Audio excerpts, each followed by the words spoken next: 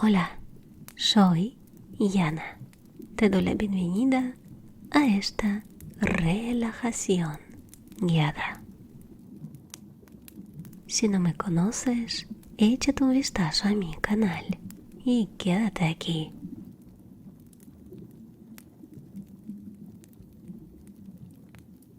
A veces es tan difícil mantener el silencio. Esta historia habla precisamente de ello, de lo difícil que resulta mantenerse callado en determinadas circunstancias. Y eso que todos conocemos, ese famoso proverbio zen que dice: cuando hables, procura que tus palabras sean mejores que el silencio. Pero también nos lleva a pensar en las emociones e impulsos, en lo difícil que resulta controlar estos impulsos y los errores que terminamos cometiendo por ello.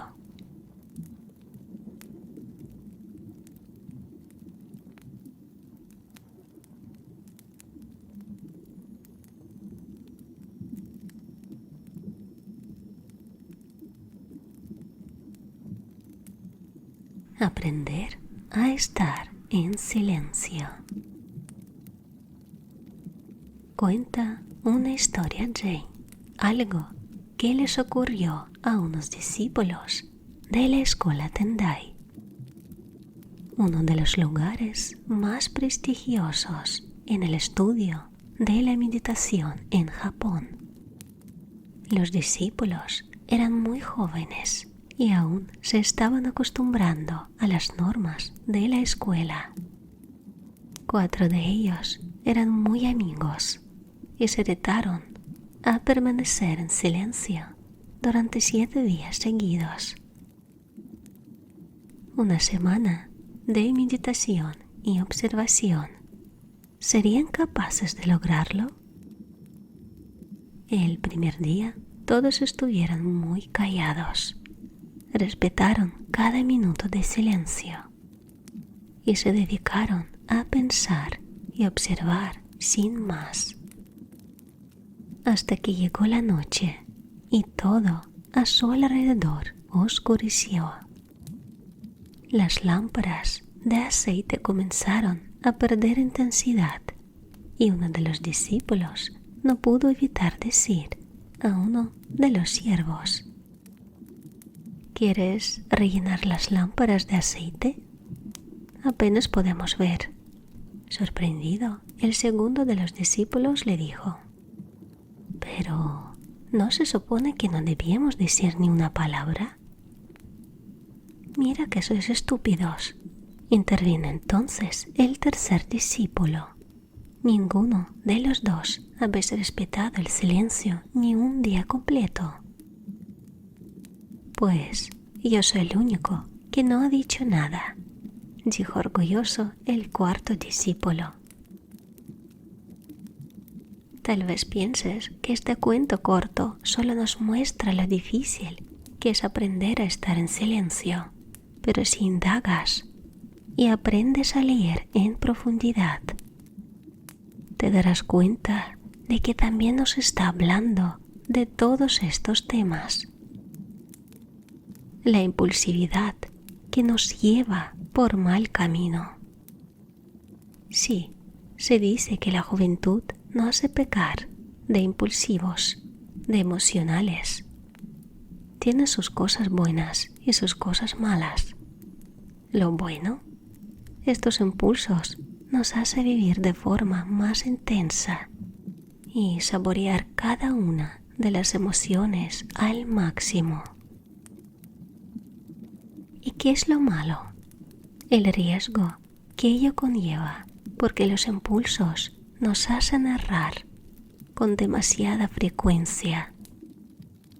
Por eso, en este cuento corto, los 4 discípulos, que eran muy jóvenes, inexpertos en el arte de la meditación, cayeron en la trampa del impulso y no se pararon a pensar en el error que estaban a punto de acometer. Les faltó un segundo para contenerse y apretar bien los dientes para no hablar, pero no lo hicieron, dejándose llevar por las emociones.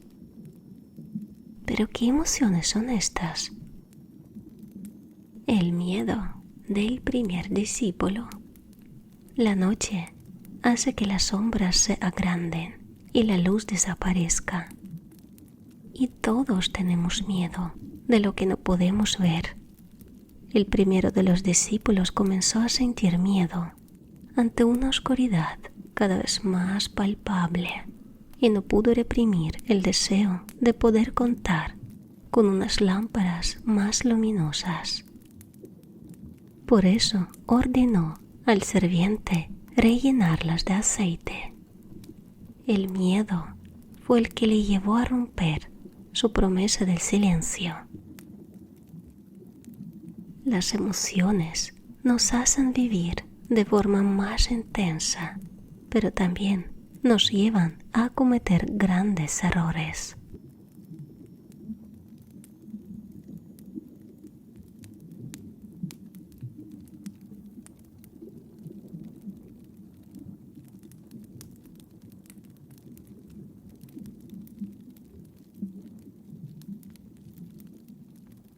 El origen del ruido.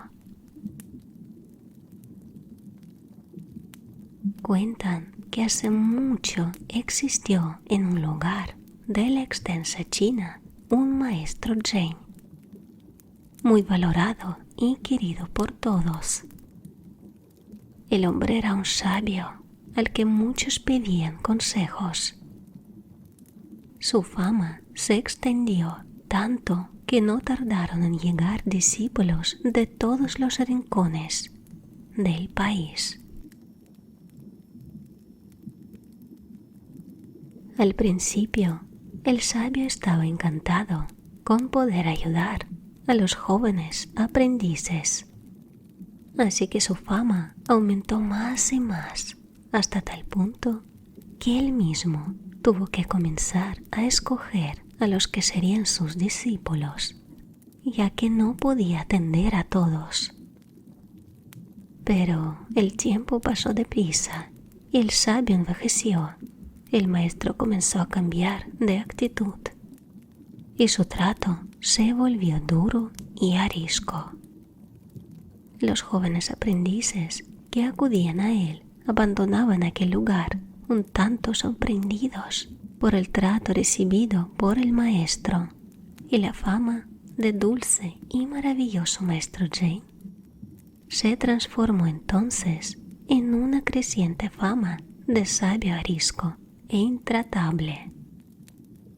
Los discípulos comenzaron a buscar otro maestro y poco a poco el famoso sabio Zen se quedó solo.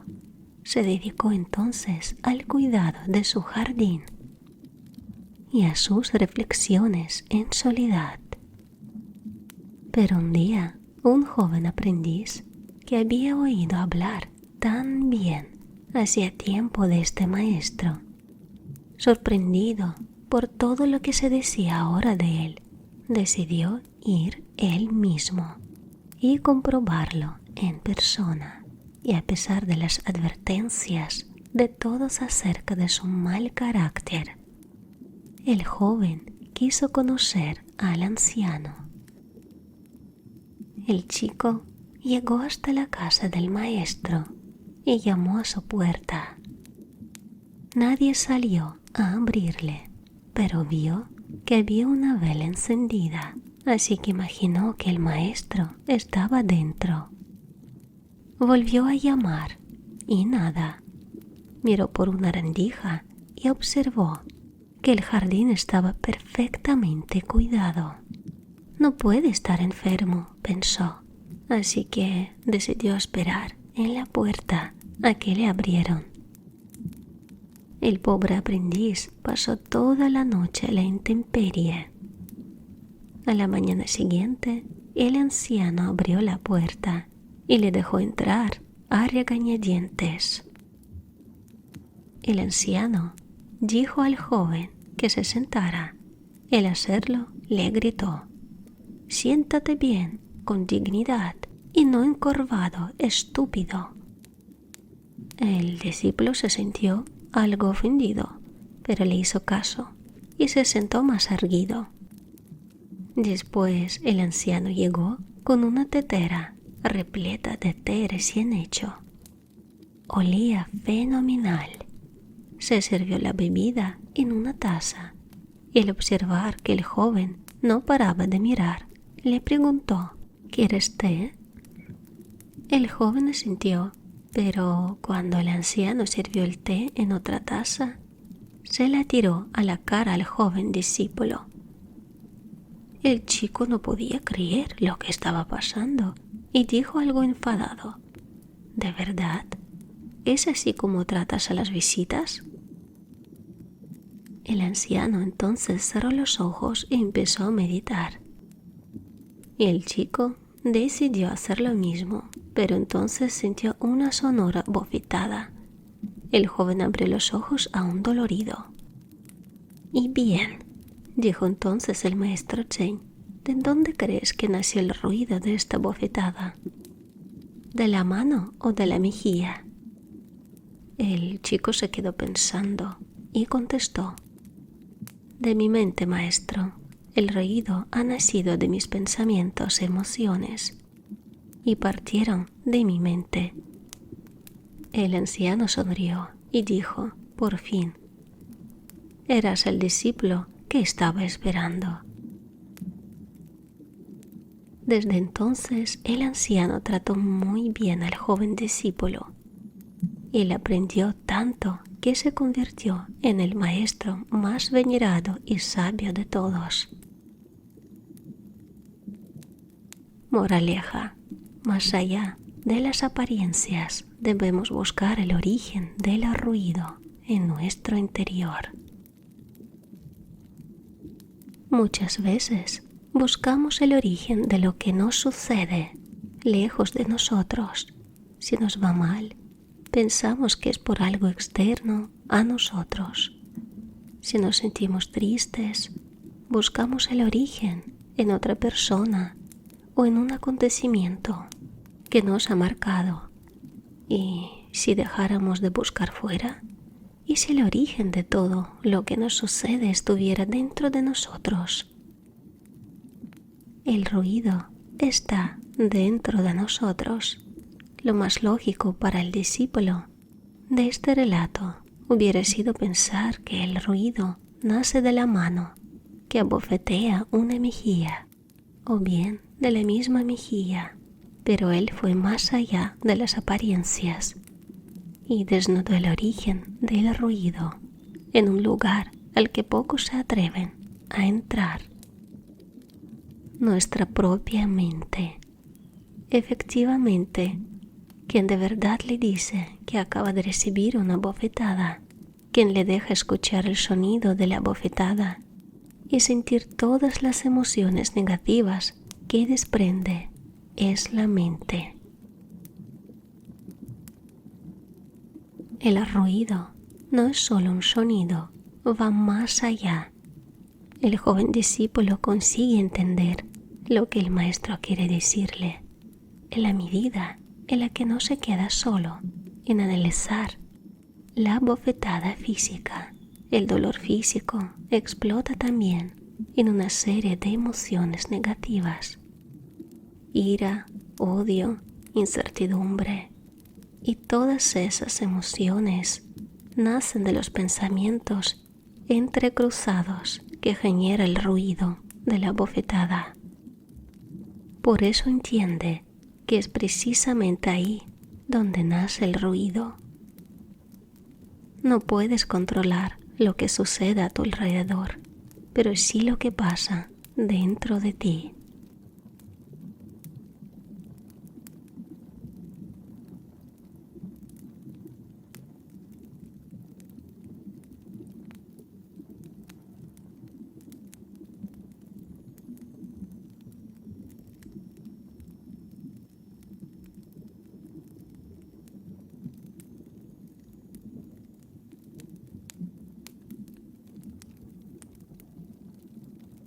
La carpa en el camino. Esta fábula china nos habla de las necesidades reales frente a las promesas que no se cumplen o bien llegan tarde para solucionar nuestro problema. Es un fantástico relato para reflexionar.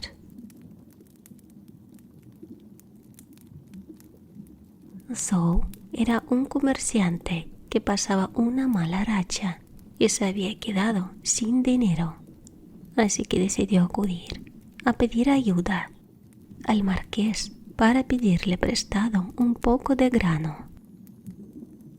Necesitaría un poco de grano para sembrar y poder comer.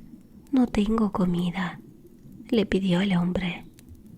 Bueno, dijo el marqués, dentro de unas semanas recogeré impuestos. Entonces podré prestarte 300 monedas. ¿Qué te parece? ¿Dentro de unas semanas? Zhou estaba muy indignado ante tal propuesta y le contó al marqués la siguiente historia. Hace poco caminaba cerca del pueblo cuando en mitad del camino me encontré una carpa. La carpa me dijo: por favor, ayúdame, soy una carpa del mar del este. ¿Podrías traer un cubo con agua para salvar mi vida? Bien, le contesté yo. Dentro de poco visitó a los gobernantes de la zona oeste. Cuando vuelva, puedo traer agua del río del oeste. La carpa me dijo furiosa: ¿cómo quieres que espere hasta entonces? Cuando regreses, tendrás que buscarme en la pescadería.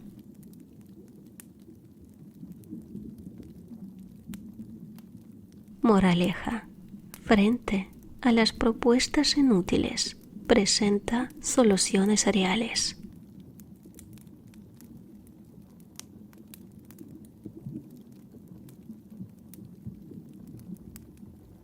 Sin duda, hay dos tipos de problemas y debemos diferenciarlos bien. Aquellos que necesitan una resolución urgente y otros que llevan más tiempo y se dilatan en el tiempo. Ante los primeros, las promesas futuras son inútiles. Busca una solución, no una promesa. A veces los problemas necesitan de una solución rápida, no de una promesa que puede que llegue tarde. Es muy fácil prometer algo a largo plazo, pero las necesidades algunas veces necesitan una acción urgente. Compartir no es fácil. Es muy fácil decir que somos generosos, pero cuando llega el momento de la verdad y hay que demostrarlo, la mayoría busca una escapatoria, lavando la conciencia con un ya lo haré más adelante. Pero más adelante no se necesita. La generosidad debe ser entregada en el momento. De lo contrario, no es generosidad, sino conveniencia. Y sí, ser generoso no es nada fácil. La mayoría de las veces implica un sacrificio que no todos están dispuestos a hacer.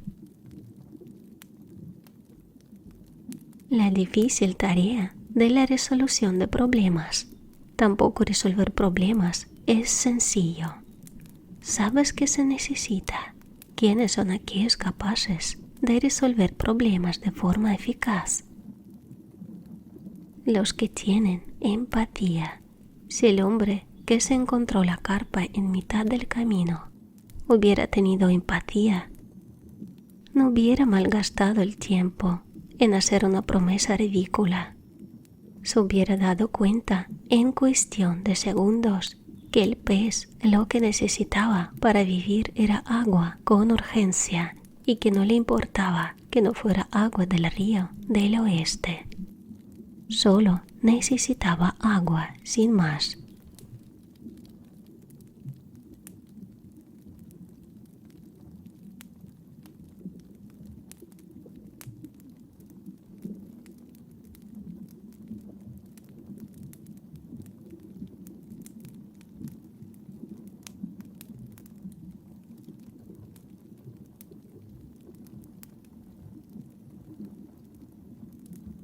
La sospecha.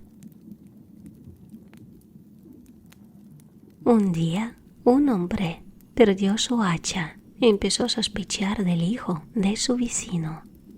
Todo en él le indicaba que se trataba del ladrón. Observó la forma de caminar del muchacho y le pareció que efectivamente andaba como un ladrón. Observó su forma de hablar y pensó que hablaba igual que un ladrón. Y observó minuciosamente sus gestos. No tenía ninguna duda. Eran los gestos de un ladrón. Pero días después encontró su hacha tirada en el valle. Al regresar a su casa, comenzó a observar que el hijo de su vecino realmente no tenía ninguna pinta de ladrón. Moraleja: muchas veces vemos lo que queremos ver, emitimos un juicio sin saber.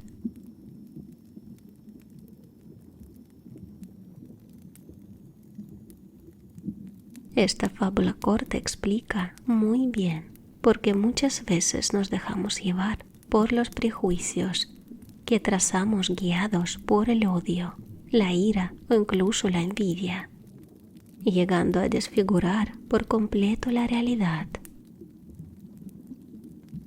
La realidad no es la que nos presentan nuestras emociones. En esta historia, el hombre que perdió el hacha estaba muy enfadado. Guiado por la ira, decidió buscar un sospechoso y lo encontró rápido, muy cerca de donde él vivía. Deseaba tanto que el muchacho del que sospechaba fuera el culpable, que empezó a transformar la realidad y a interpretar a su manera todo lo que veía.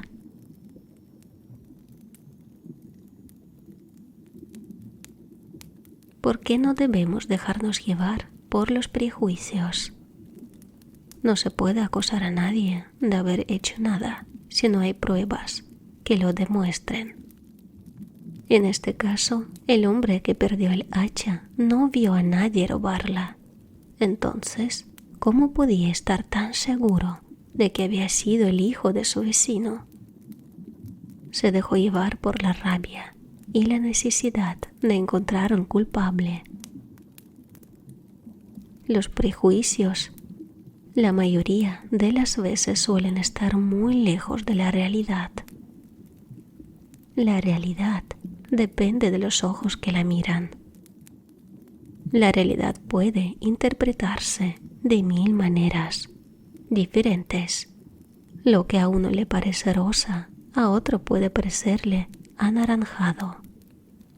Todo es subjetivo porque antes de llegar a nuestra mente pasa por un filtro, el de las emociones.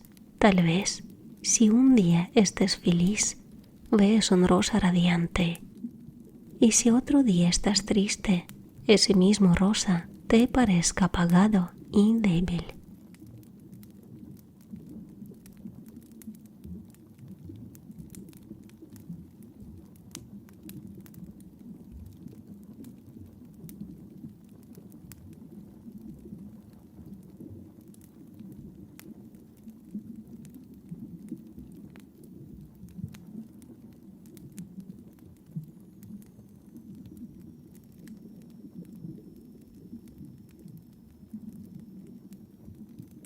El lobo y la zorra.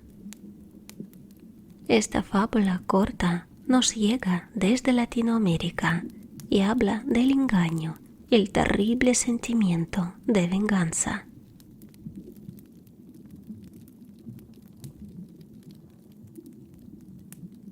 Paseaba por un bosque una zorra hambrienta cuando se encontró con un lobo que llevaba entre sus fauces una gallina bien hermosa. Vaya, señor lobo, qué suerte y qué buena casa, sí, señor. ¿Qué piensas hacer con esa gallina?, preguntó la zorra.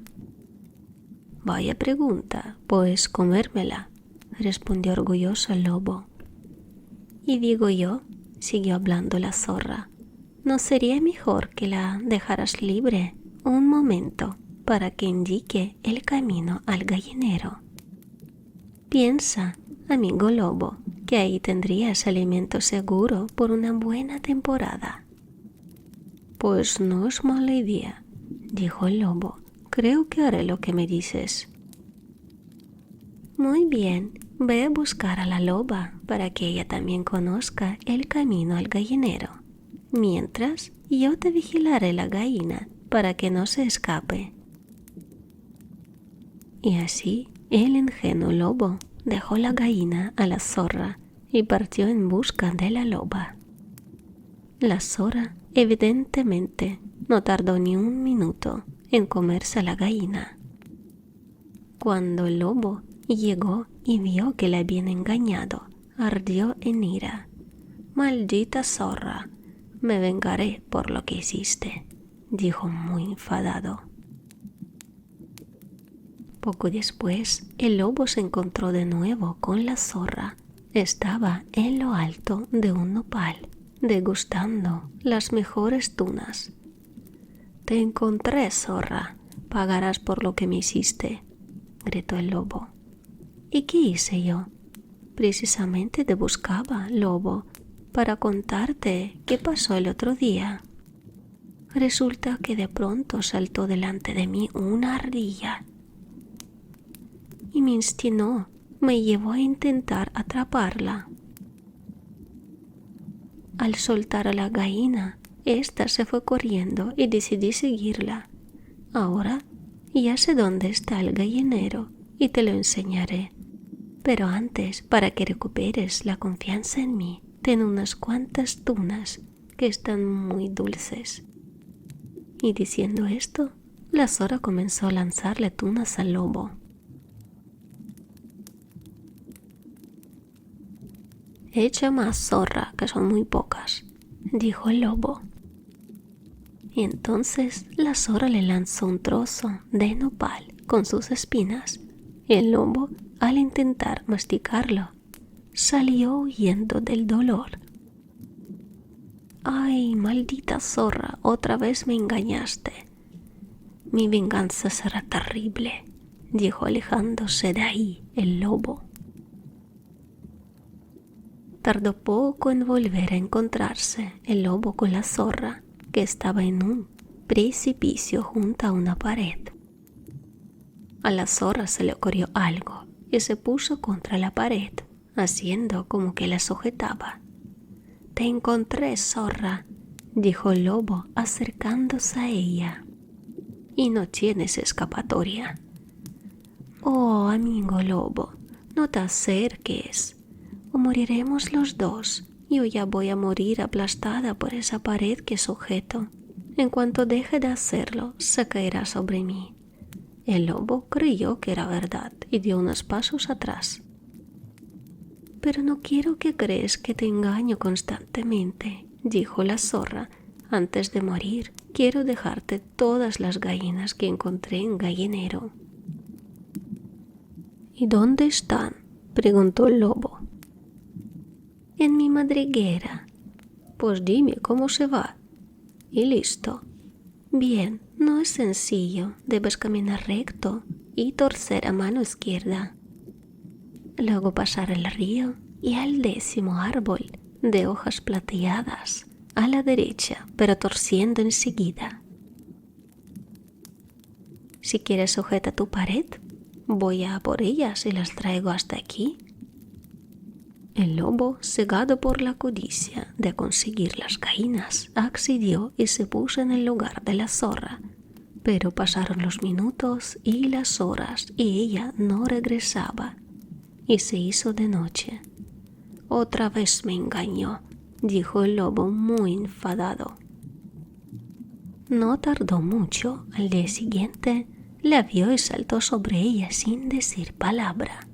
Le agarró del pescuezo y ella dijo: «Espera, amigo lobo, ahora que ya me tienes segura, deja que te lleve hasta el gallinero que veo desde aquí. Ya sabes que los zorros tenemos muy buena vista». «Está bien, pero iré contigo, no me fío». La zorra comenzó a caminar y llevó al lobo sin que él lo supiera a un lugar en donde había una trampa para lobos.